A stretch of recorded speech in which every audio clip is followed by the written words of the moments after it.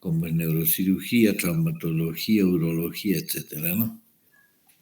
En realidad es un... Si pueden ver la diapositiva. Sí, doctor. Ya, perfecto, vamos a empezar. Entonces, les decía de que vamos a hablar de drenajes. Vamos a ver en el desarrollo de las diapositivas los diferentes tipos de drenaje. Uno tiene que tener conceptos claros. Primero, la utilidad, en qué caso yo utilizo un determinado drenaje, cuándo utilizo, para qué sirve y en qué momento se debe retirar un drenaje. Vamos a ver que los drenajes, según la cirugía que se realice, van a ser diferentes en uno y en otro caso. Cuando hablamos de definición, drenaje es todo tipo de maniobra, ¿no? O un material destinado a la evacuación o a la derivación de una secreción que puede ser normal o patológica desde una cavidad o víscera hacia el exterior. Entonces, en términos generales, definimos como drenaje pues, a la capacidad que vamos a tener de utilizar un determinado elemento, en este caso el DREN, para que no se quede acumulado en un determinado órgano o en una cavidad después de hacer una cirugía. Es decir, que drene, el nombre mismo lo está describiendo, que salga, que no se quede dentro del organismo, dentro del órgano o la cavidad que ha sido explorada, operada, etc. Entonces, esa es la finalidad. Y como ven ustedes en la diapositiva, hay diferentes tipos de drenajes que vamos a ir describiéndolo. Entonces, el drenaje siempre se debe utilizar. Ustedes que estén, digamos, en centros periféricos, ya deben saber qué función tiene un dren, sobre todo en heridas muy amplias, ¿no es cierto? Es necesario poner un dren porque puede quedar un poco desangrado o un poco de material purulento, entonces si se acumulan esto se va a formar un hematoma o un absceso y eso va a retardar la cicatrización o va a complicar toda la situación quirúrgica, por más que usted haya hecho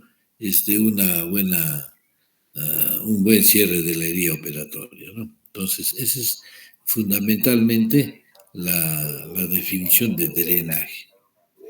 ¿Cuál es el objeto? Como les repito, es la acumulación de líquidos. ¿Qué quiere decir? Cuando nosotros, digamos, recibimos un paciente con una herida amplia en cuero cabelludo, por darle un ejemplo simple, entonces, y si es amplio la herida, entonces se deja un dren para que los residuos, los restos de material sanguinolento, seroso, se evacúen.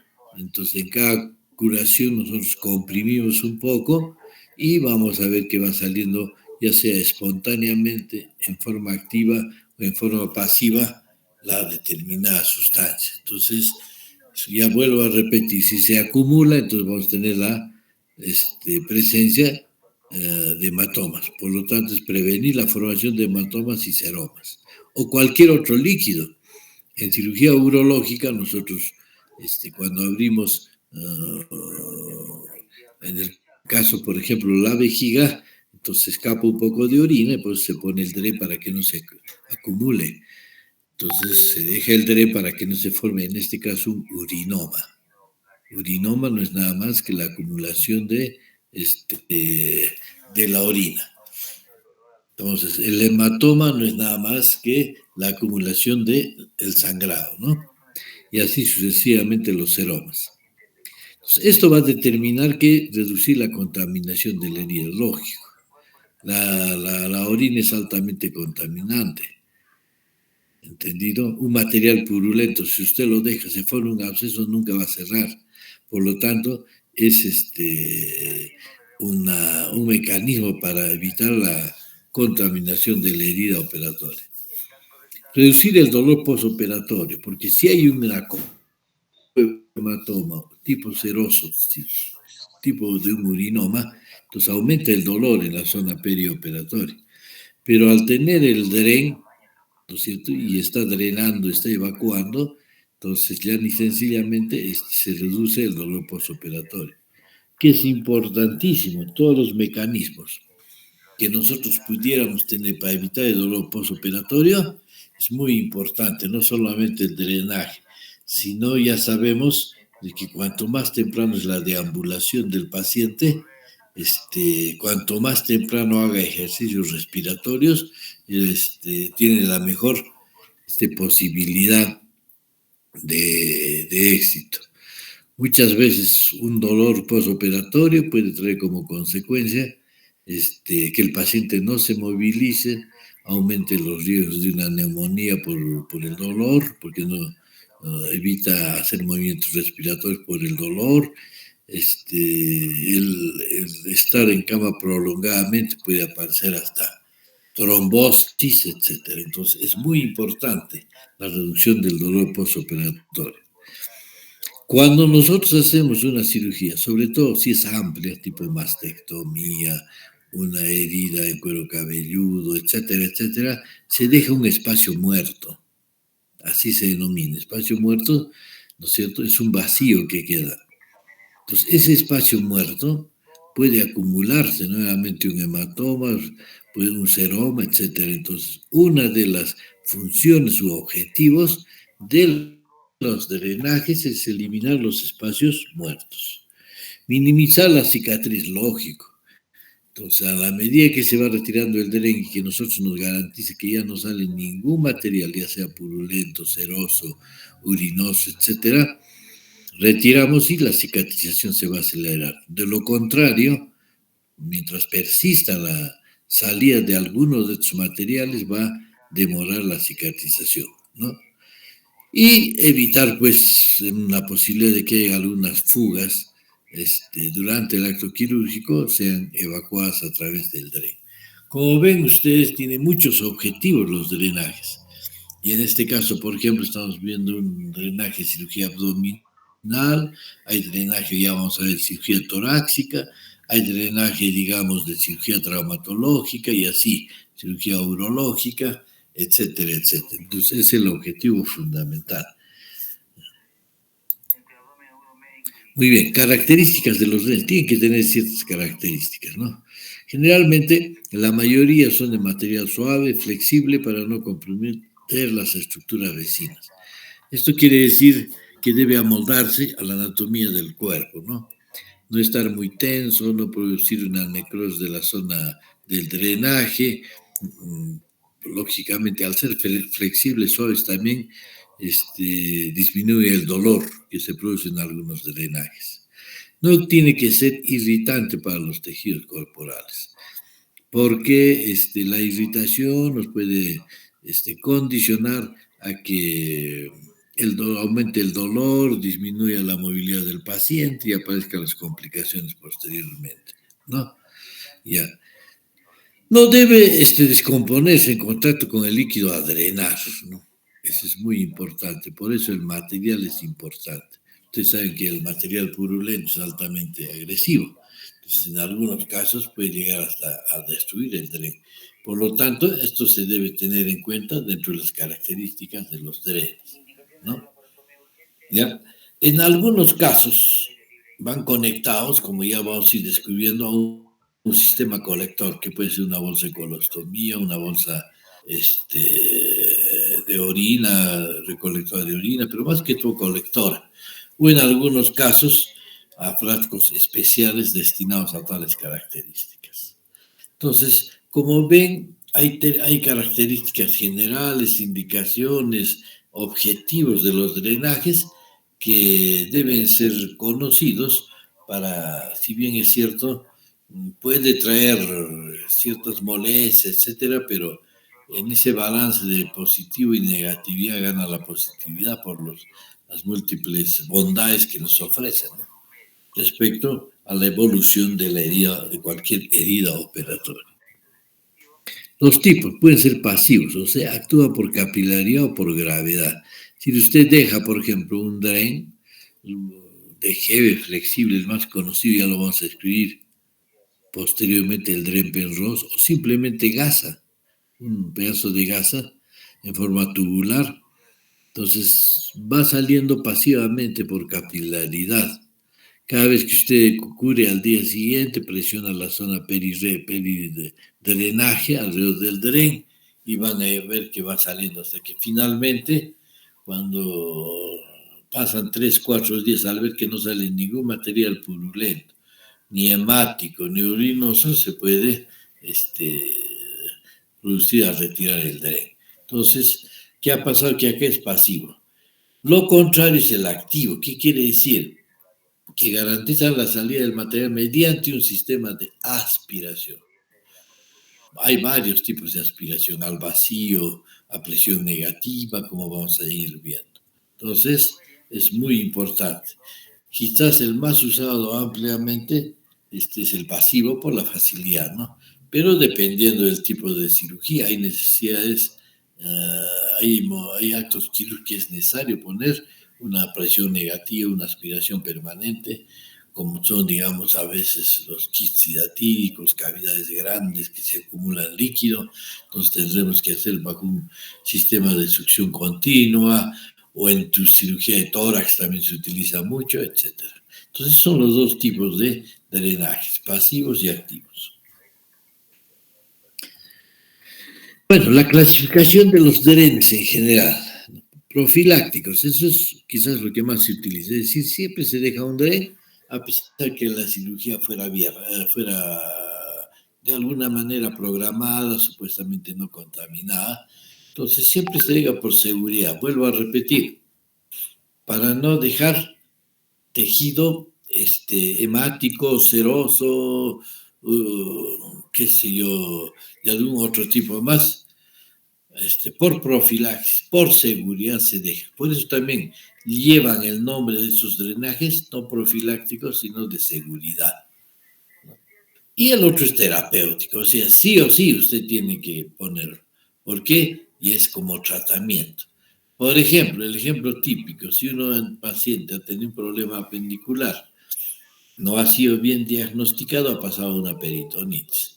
Esa peritonitis, ¿qué determina? Que haya cualquier cantidad de material purulento en la cavidad abdominal, entre las asas intestinales, delgado, grueso, etc. Entonces, al hacer un lavado permanente, se deja varios drenes.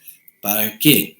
Para que no quede acumulado. Si se queda acumulado, vamos a ir a la figura de un absceso residual.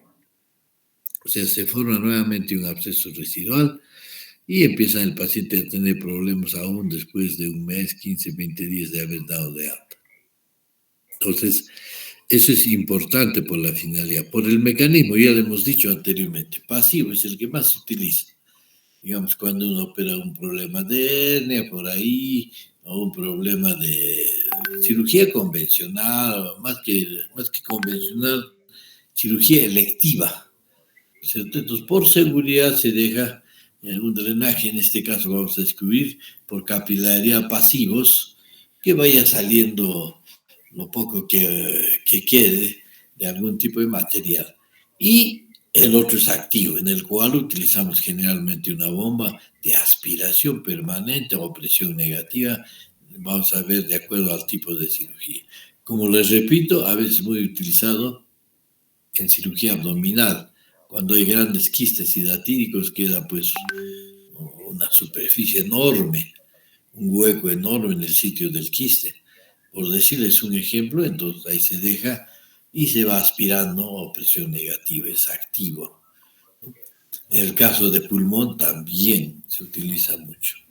Por el número, eso depende del tipo de cirugía, ¿no? A veces se deja un solo dren, a veces se deja hasta 4 drenes, 3, 4 drenes. Por ejemplo, si el paciente ha tenido, como vuelvo a repetir, una peritonitis, se hace un lavado de todo el supuesto material purulento y se deja, puede ser 2 drenes a ambos lados de la cavidad abdominal para que vayan drenando y no se quede acumulado y posteriormente formar un absceso residual o una colección.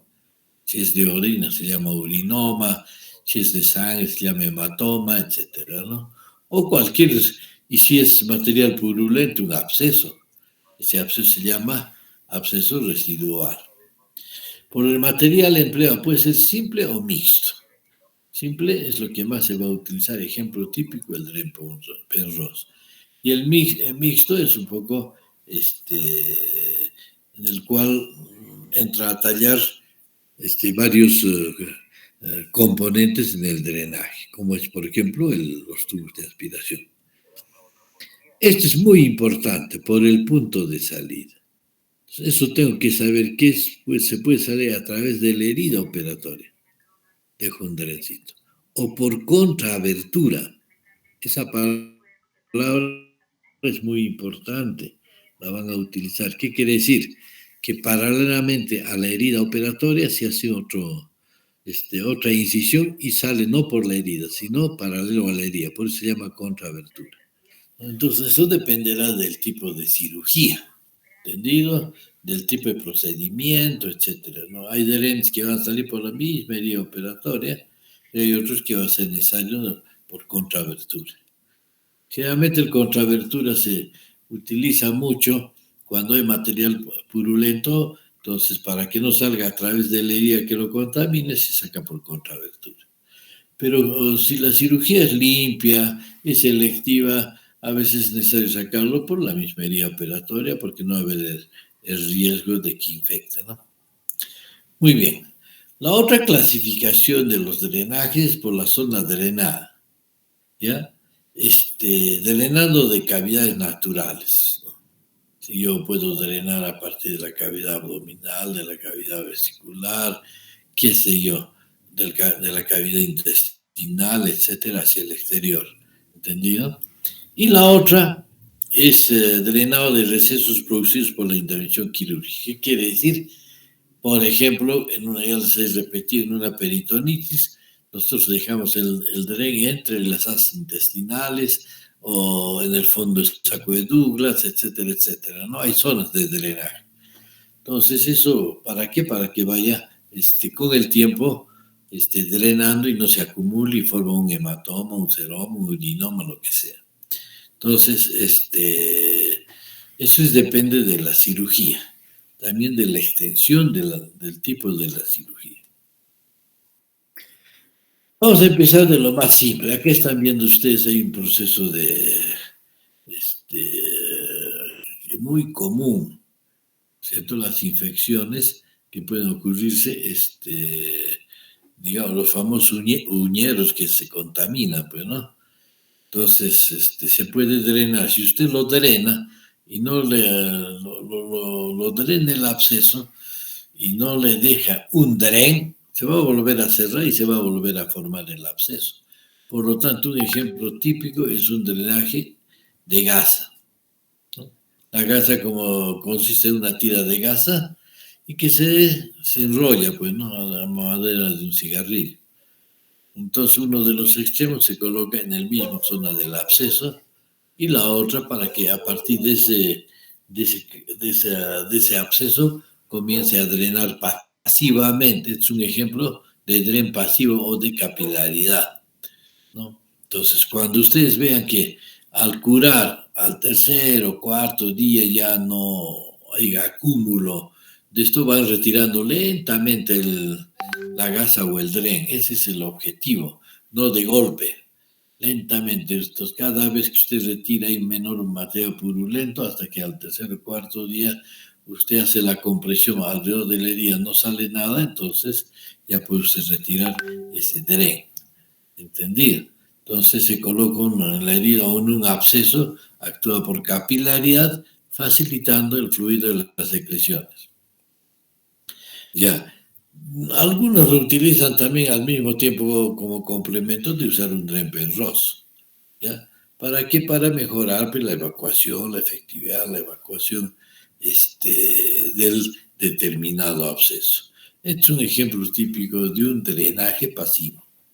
Fácil de hacerlo, no hay necesidad de tenerlo, simplemente agarrar la gasita, enrollarla en forma de cigarrillo y dejar un extremo proximal en el absceso y el examen y el otro extremo distal para que nosotros apreciemos la cantidad del líquido. Cuando veamos que va a disminuir y el retiro, vuelvo a repetir, se hace progresivamente, ¿no? Porque si yo lo retiro de golpe, otra vez se va a formar probablemente el absceso. Entonces es importante ver las características de ese drenaje. Cada vez se va disminuyendo, usted puede ir retirando. Mientras persista, lo más probable es que quede más tiempo del cual usted ha determinado ponerlo. Indudablemente, el dren más común que existe es el famoso dren Penrose. ¿Listo? Ese es el que se utiliza ampliamente. Sobre todo se utiliza en materiales de seguridad o profilaxis, también terapéuticamente, ¿no? Entonces no es nada más que un tubo de caucho delgado y aplanado que se mantiene colapsado mientras no pasa el líquido por su interior. Se trata de un drenaje pasivo que se coloca a través de la cobertura de una abertura cutánea. Ya les he dicho, puede ser por la misma herida operatoria o por contraabertura, ¿ya? Y actúa por capilaridad arrastrando los líquidos hacia el exterior. O sea, ya desde el principio del dren no debe quedar acumulado, debe salir al exterior. Por eso que cada vez que ustedes cubren, entonces tienen que comprimir la zona peridrenaje para facilitar el, la salida de cualquier material.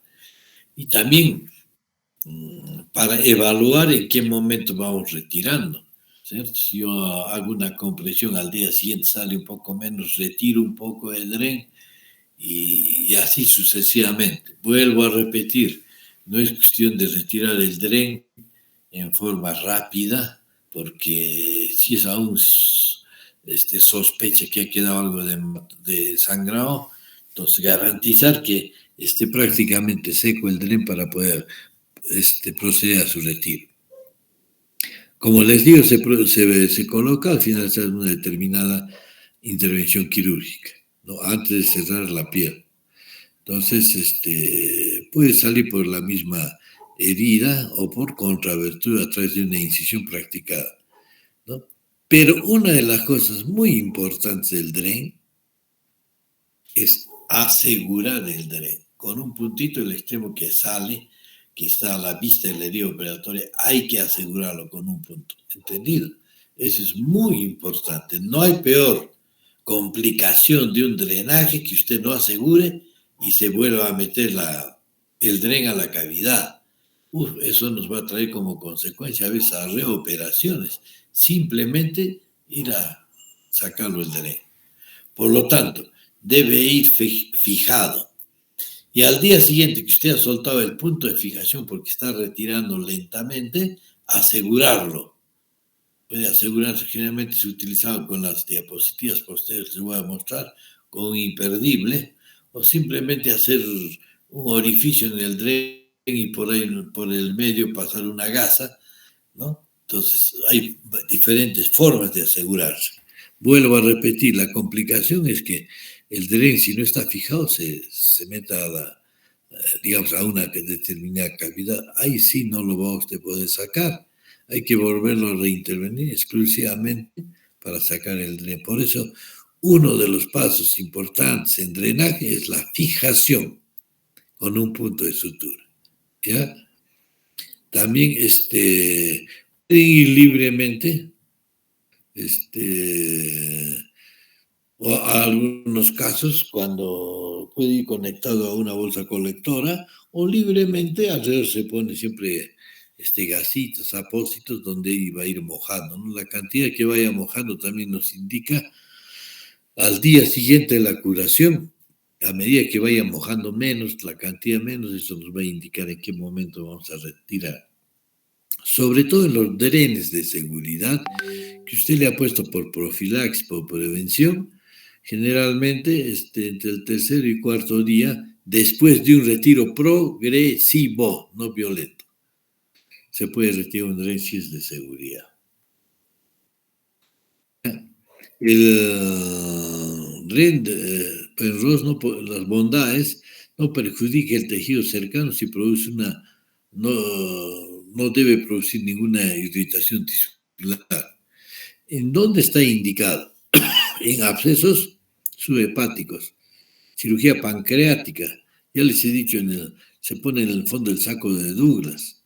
Cuando hay una anastomosis intestinal es frecuente en nuestro medio, porque una de las patologías, como ya les he dicho en prácticas, una de las patologías más frecuentes que nosotros tenemos son el famoso vólvulo, ¿no? Es la torsión del intestino delgado o grueso por el dólico megacolon andino que tenemos. Entonces, en muchos casos, no en muchos, en la mayoría de los casos, los pacientes vienen ya con necrosis intestinal, entonces hay que hacer resección, hay que resecar esa parte necrosada y después hacer una anastomosis terminal. Precisamente a nivel de la anastomosis hay que dejar el DRE. Por lo tanto, si hubiera alguna pequeña fuga de algún material intestinal, entonces se puede drenar a través de un DREN-PENROS. ¿Entendido? Otro de los usos con mayor razón es las peritonitis, ya les he dicho. La peritonitis, ¿en qué consiste? En aperturar, sacar en este caso, si fuera peritonitis por apendicitis, hacer la apendicectomía y producir un lavado amplio de toda la cavidad. ¿No? Para que ustedes saben que el material purulento se ha esparcido por todas las asas intestinales. Por lo tanto, el objetivo es hacer se lava mucho con cloruro, mucho tiempo, varias veces, hasta que el líquido comience a salir transparente. Entonces, de alguna manera mantenemos cierta seguridad, cierta ventaja de que no queda material purulento. Cuanto más se lave la zona, digamos, de los intestinos, etcétera, entonces se evita de que se forme posteriormente un absceso residual. Y aquí es importante dejar 2, 3, 4 drenes, de acuerdo a la cantidad de material purulento que se ha evacuado en la cavidad abdominal. Cirugías radicales también, importante. Por ejemplo, una cirugía radical es una mastectomía radical, ¿no? Les doy un ejemplo. Entonces ahí queda cualquier cantidad de espacio muerto, puede quedar un poco de sangrado capilar, entonces se pone el DREN para que salga y no se forme un hematoma, etcétera, con mayor razón, ¿no? Si es material purulento. Entonces, para evitar la producción de abscesos de pared, ¿cierto? Dependiendo del plano, ¿no? Muscular o submusculares. Y acá viene la parte más importante. Su retirada se debe hacerse a partir del cuarto o quinto día en forma progresiva. Unos 3 centímetros diarios. Bueno, es una forma de decir, ¿no? O sea, la idea y el objetivo es decir que el DREN-PENROS no lo puede usted retirar al día siguiente, que va a mojar. Mientras moje, el DREN-PENROS está actuando, está activo. Cuando vea usted que al retirar progresivamente cada vez tiene menos material, es el momento en que usted debe dedicar, retirarlo. Pasado eso también ya se forma un material nocivo, incluso puede quedar una fístula en el sitio del DREN. Por eso que se debe retirar progresivamente, de acuerdo a la cantidad de líquido que se va formando, ¿no? Es bueno saber de que el DREN se debe retirar, como les repito, para evitar las fístulas. Y al retirar los drenes, siempre el primer punto de sutura se retira y se pone progresivamente un imperdible de seguridad, como vamos a ver en la imagen siguiente. Hay un tipo de DREN, ¿no? Ya comercialmente viene como el Silatic, pero puede ser de una gasita, ¿no? Ahí está, por ejemplo, un ejemplo del DREN PENROS. Mire, para que el DREN no se meta a la cavidad, mire, está fijado con un imperdible, como ven en la imagen. Entonces, y como en la vista inferior se va retirando lentamente el DREN, comprimiendo siempre la zona alrededor de la herida. Hay que apretar para que salgan los restos. De por sí el DREN actúa, pero hay que ayudarlo comprimiendo, ¿no? Entonces, en este caso es un trozo de plástico flexible de forma ondulada, es el DREN-PENROS, actúa por capilaridad, ya hemos dicho, como el anterior, y también se asegura a la piel mediante un punto de sutura. ¿Ya? Y posteriormente, como usted va retirando, se pone un imperdible de seguridad para impedir la que el dren se penetre en el interior. Entonces, ya les he dicho que la penetración del dren indudablemente es una de las complicaciones que nos puede conllevar a la reintervención simplemente por no fijar un dren. Simplemente por no fijar. Eso trae como consecuencia siempre el malestar del paciente. A ver, usted dígale que hay que volverlo a entrar para sacar el dren. Pues esto ya es parte de lo que nosotros llamamos negligencia médica. Pero tenemos ahora, vamos a pasar, los anteriores son los drenes pasivos por capilaridad. Ahora entramos al otro, los activos. Y dentro de estos, el más conocido son los drenajes de Redón. Que sí, como ven ustedes en la diapositiva, va conectado a unos tubos, ¿no? Se trata de un sistema, dice, de drenaje activo, aparición a caída libre, constituido por un tubo flexible con un extremo del cual hay múltiples perforaciones y que se coloca en la zona a drenar. ¿Qué quiere decir? Que en la zona del tubo donde va a salir el dren se hace una serie de perforaciones para que salga por diferentes orificios el material a drenar. Y el otro extremo está pues adaptado herméticamente a un tubo alargado conectado a un recipiente de colección donde previamente se practica el vacío. El redón es con vacío. ¿Entendido? Es drenaje al vacío. Entonces, al producirse al vacío, comienza a succionar. Estos drenajes de activos, ya les he dicho, se utilizan mucho cuando quedan grandes cavidades. Por ejemplo, en esa medio, una patología común son los quistes hidatíricos, digamos, en pulmón, quiste hidatírico en hígado. Entonces, queda en el sitio del quiste queda una amplia superficie. Entonces, ahí se pone el dren, se coloca para un sistema de presión negativa y entonces este actúa y va succionando. ¿No? Entonces, al mismo tiempo que va succionando, también va colapsando, va achicando la cavidad. Es otro de los objetivos. ¿Ya? Este mecanismo, dice, permite un drenaje constante. Todo el rato está drenando, que puede regularse según sean las necesidades de cada caso. Se puede regular. Hoy en día ya hay, modernamente, mucho más sofisticados, ¿no? ¿Ya? Cuando esté esto lleno, por supuesto que se va a vaciar, ¿no? Debiendo ser manejado por el personal de enfermería que sepa de los conceptos de bioseguridad, tanto para ella como para el paciente. ¿Cierto? Debe ser completamente, debe garantizar una esterilidad del sistema. De lo contrario, si vamos a ir al camino inverso, vamos a empezar a meter la infección de los tubos hacia el organismo y eso no puede ser. Entonces, por eso todo eso son dos cosas, sistemas herméticos, ¿cierto? Tener experiencia en el que lo coloca y tener experiencia en el que maneja, en este caso la enfermera, cómo se hace el vaciamiento del dren. Entonces, una de las cosas que hay que preservar es el sistema de esterilidad. Entonces, esos drenajes de Redón están indicados en cirugía radical. Hay cirugías radicales de cuello, cirugía radical de mama, cirugía radical de intestino, etcétera, ¿no? Entonces se quedan grandes cantidades de superficies cruentas, espacios muertos, donde se pueden quedar acumulados sangre, material purulento, material seroso, ¿no? Entonces se extirpan grandes cantidades de tejido donde puede haber espacios muertos que originen hematomas, ¿no? O hay exudado en general. En toda cirugía que pueda sangrar de forma importante, como en traumatología, en cirugía vascular, sobre todo. ¿Qué quiere decir? Que cuando hay un sangrado capilar, nosotros no podemos, un sangrado, digamos, en el cual identificamos una arteria, una vena, entonces se puede hacer una hemostasia, se pincha la arteria, se liga. Pero por capilaridad, ya ese es un poco difícil de hacer la hemostasia, porque son múltiples capilares que empiezan a sangrar. Entonces, en este caso, los drenajes son muy importantes, los drenajes de Redón, que digo que son activos al vacío. Acá tenemos un dren muy utilizado en cirugía abdominal, sobre todo en cirugía de vesícula biliar.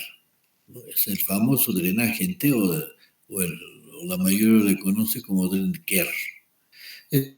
es un tubo blando que tiene la forma de una T, como están viendo ustedes en la figura, utilizado en cirugía biliar. Los dos extremos cortos se insertan en el colédoco por un lado y en el conducto hepático. Y la vía más larga se saca por contraabertura a través de la pared abdominal. Entonces, ¿qué estamos haciendo con esto? Mira, qué ingenioso Kerr fue el que lo inventó. Aparte de permeabilizar la salida de la bilis, que no se obstruya, también va a salir, va a garantizar que no quede restos a través de la rama larga de la T que va a salir por contraabertura, no es por la misma herida. Contraabertura, vuelvo a repetir, es hacer una incisión paralela a la herida operatoria y por ahí sale. Lógicamente que debe ser bien fijado el Kerr, tanto internamente como externamente, ¿no? Asegura el paso de la bilis al colédoco y así evita que se produzca un incremento de la presión en las vías biliares si se produce alguna complicación postoperatoria. Nadie está libre, ¿no es cierto?, de tener una complicación, un daño a veces del colédoco, de la vía biliar principal, etcétera. Entonces, en esos casos es muy importante para los cirujanos utilizar drenaje Kerr, ¿ya? Entonces, como decía, una parte de la secreción se atraviesa el tubo en dirección al duodeno, mientras el resto sale al exterior, es como yo le estaba explicando. Este drenaje actúa por gravedad. Se conecta a un sistema de recolector cerrado, generalmente son bolsas de colostomía, y estéril, colocado por debajo del nivel del enfermo donde se recoge el líquido drenado. Se va midiendo, se viene. La función de la enfermera es muy importante, informar cada día al cirujano qué tipo de material está saliendo, cuál es el volumen del material. Eso nos va a orientar en qué momento vamos a retirar el Kerr. ¿Entendió? Arriba lo ven en el pleno acto quirúrgico un poco más dimensionado y abajo es la forma casi natural del drenaje en T o el Kerr, ¿no? Se retira al 10º día de manera intermitente y luego de forma continua hasta comprobar la normalidad del colédoco mediante la colangiografía, es cuando se retira el tubo en forma definitiva. ¿Qué quiere decir esto? Que yo tengo que garantizar que esté permeable, que no haya quedado ningún cálculo, que esté herméticamente cerrado las suturas, que no haya ningún escape. Entonces se hace una colangiografía, ¿sí? A través del Kerr se introduce una sustancia generalmente iodada, ¿no es cierto? Y eso lo llevamos a rayos X y le tomas una colangiografía. Las colangiografías pueden ser intraoperatorias o después también de control, como en este caso del tubo de Kerr, para ver en qué momento nosotros sacamos. La aparición de fiebre, escalofríos, dolor abdominal puede sugerir la existencia de peritonitis. ¿Por qué?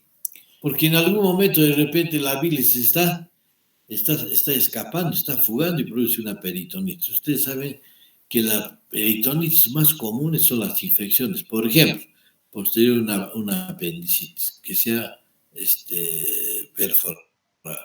Pero hay peritonitis químicas. Una de esas peritonitis químicas es, por ejemplo, por la salida de bilis. Otra peritonitis química es la salida de orina en una ruptura de vejiga. Entonces, esas peritonitis químicas a veces son mucho más agresivas que las peritonitis purulentas. Entonces, ustedes ven la bondad que tiene y el arma que tiene muy importante el cirujano de vía biliar, que es el tubo de T o el Kerr, que generalmente es conocido. Bueno, acá tenemos otro, el Hemovac. Es un sistema de aspiración cerrado, igual, que funciona con una presión negativa. Ya no estamos diciendo acá al vacío. Se hace una presión negativa y elimina suavemente el líquido y los desechos de una herida por medio de una sonda perforada conectada a una cámara reservorio de succión. ¿Se dan cuenta? Entonces, en este caso hay una presión negativa, con diferencia al otro que es al vacío. Entonces, pero casi la finalidad es la misma, o sea, la aspiración continua. Son activos, no es no son pasivos. Ya les he dicho, en cirugías grandes, en los en cirugías en las cuales quedan grandes tejidos expuestos a la cirugía o espacios muertos o cavidades después de hacer una quistectomía, por ejemplo, de, de un quiste diatírico, acá son importantes esos tipos de drenaje activo, en este caso el Hemovac. Ya cuando se utiliza, cuando se necesita promover la cicatrización de la herida, eliminando los líquidos, para que no se forme, pues ya hemos visto, los seromas, hematomas, que pueden retrasar la granulación tisular y permitir la adhesión de las capas del tejido, suprimiendo el espacio muerto. En otras palabras, si ha quedado un espacio, una cavidad, el hecho de hacer presión negativa hace de que, aparte de aspirar, colapse, vaya colapsando, achique el espacio muerto, cierre la cavidad, disminuya.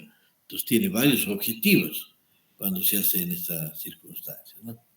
Entonces, estos son los tipos utilizados frecuentemente en cirugía abdominal. ¿Ya? ¿Cuáles son los cuidados? Colocación de vendaje compresivo cuando sea necesario, evacuar periódicamente el sistema para detectar desconexiones accidentales o pérdidas del vacío en el reservorio. Evacuar el reservorio en recipiente calibrado, verificar la cantidad, calibrado. O sea, estos frascos vienen con una medida para ver la cantidad aspirada y esto hay diferentes escalas de medición, ¿no? Evalúa las características del drenado, si es muy purulento, si pasó a ser sanguinolento, cero sanguinolento o seroso, ¿no? Eso la enfermera lo registra automáticamente cuál es el volumen, qué características y en qué frecuencia han vaciado. Esto es una información vital para que el cirujano determine en qué momento se va a producir el retiro de este tipo de drenajes. Complicaciones se pueden obstruir por los fluidos o detritos. Para eso tiene que estar la enfermera atento para poder indicar al cirujano. Desplazamiento. Se puede desplazar. El paciente al moverse puede desplazarlo, el tubo. Lesión del tejido en el sitio de incisión por presión constante o errores en la inmovilización. Y posteriormente el sobreagrado de la infección. Vuelvo a repetir. En estos sistemas cerrados, ya sea por presión negativa, por aspiración, etcétera, es muy importante la función de la enfermera. Uno de los principios no solamente informar las características al cirujano, sino evitar la sobreinfección. ¿Entendido? Manejando cuidadosamente, protegiendo todo lo que es bioseguridad y lo máximo de esterilización para evitar una complicación en este tipo de drenajes que es la infección. Finalmente tenemos otro tipo de drenaje, el Pleurovac. Ya estamos hablando casi específicamente de cavidad pleural. Es la introducción de un tubo en el interior de las paredes pleurales a través de la caja torácica por un espacio intercostal. Entonces, por lo tanto, este tubo es un poco más rígido, no es flexible como el Dren-Penrose, ¿entendido? Entonces, se pasa por el espacio intercostal. El drenaje de la cavidad pleural tiene como objetivo eliminar o prevenir la acumulación de aire, ¿entendido? Y líquidos en su interior. Acá ya tiene dos objetivos, no solamente la eliminación de un probable absceso, hematoma, ¿no? Sino evitar el aire, o sea, el neumotórax. Esto, sin lugar a dudas, se utiliza mucho en cirugía cardiovascular. Complicaciones, sobre todo el momento de poner, hay que tener mucho cuidado. Como el tubo es rígido, pues puede producir perforación del diafragma, hemorragias, ¿entendido? Edema pulmón unilateral por evacuación excesiva rápida de un derrame importante o de motores a tensión. Empiema, o sea, material purulento, ¿ya? Enfisema subcutáneo al salir del tubo, es decir, el aire se acumula en el tejido celular subcutáneo. Si usted cuando hace la palpación hay una crepitación. Eso es muy importante. Infecciones respiratorias sobreagregadas, pero secundarias a la colocación del DREN, por el acúmulo en la retención de secreciones. Alteración de la función respiratoria por obstrucción del drenaje. Y está por demás decir que es muy importante. Inclusive tiene repercusión a nivel intestinal, una pared intestinal, un estreñimiento, ¿no? Y el neumotórax, que es lo que más los cirujanos de tórax tratan de evitar, que va relacionado con la retirada del drenaje. En realidad, este tipo de drenaje es casi exclusivamente utilizado por el especialista de cirugía de tórax y cardiovascular, ¿no? En cambio, los drenes anteriores, sobre todo el dren Penrose, que sale por gravedad pasivos, eso ustedes lo tienen que utilizar en todo tipo de cirugía que ha sido amplia, ¿no? Si ha tenido usted una herida que ha sido en el antebrazo amplio, siempre deje un dren, si no se va a acumular el material purulento, o si no por capilaridad se va a formar un hematoma. Entonces, muy importante el uso del drenaje. Eso es importante. Entonces, con esto, muchachos, básicamente hemos dado a conocer, sobre todo, hemos seleccionado lo que más van a utilizar. Ponga énfasis, sobre todo, en los drenes de capilaridad. El utilizar el dren Penrose, el utilizar, digamos, el dren a través de una gasita en abscesos. Entonces, el objetivo es básicamente que no quede retenido ninguna sustancia. El retiro debe ser progresivo, pero quizás una de las cosas que más enseña uno mientras no haya pasado, ¿no? Porque a veces los defectos se enseñan más que el conocimiento, es el no fijar el dren. No hay peor cosa desagradable que decirle al paciente que hay que volver a ingresar, simplemente no para reoperar, sino para sacarle el dren. Entonces, muchachos, eso tiene que tener mucho cuidado. Muy bien. La próxima semana voy a hablar con el